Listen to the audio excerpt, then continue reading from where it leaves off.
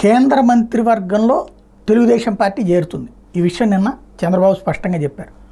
అదే సందర్భంలో రాష్ట్ర మంత్రివర్గంలో జనసేన చేరుతుంది.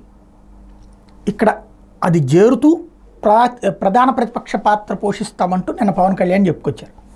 ఇక్కడ ఎవరు మంత్రులు అవ్వాలి అన్నది ఇప్పుడు పవన్ డిసైడింగ్ ఫ్యాక్టర్.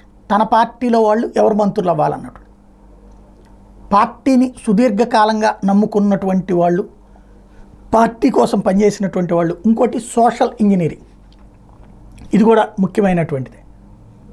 పార్టీల్లో కాపు సామాజిక వర్గం వాళ్ళు, ఇంకో పక్కన బీసీ ఎస్సీ ఎస్టీ ఎవరైతే యాడ్ అయ్యారో వాళ్ళల్లో ఎవరెవరికి అవకాశాలు ఇప్పిస్తారు అన్నటువంటిది ప్రధానమైనటువంటి అంశం.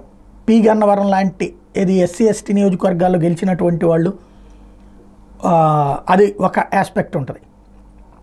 పోలవరమ, పి గన్నవరమ ఇట్లాంటి వాటిట్లో ఉన్నటువంటి వాళ్ళని ఇప్పుడు దేశమంతా చూస్తుంటుంది, రాష్ట్రం అంతా.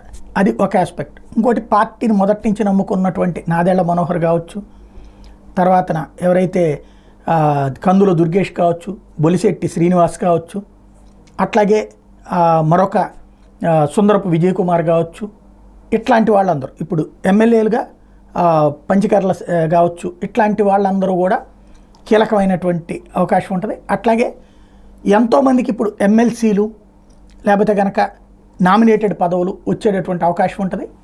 చాలామందికి రేపు స్థానిక ఎన్నికల్లో అవకాశాలు లభించే పరిస్థితి ఉంటుంది.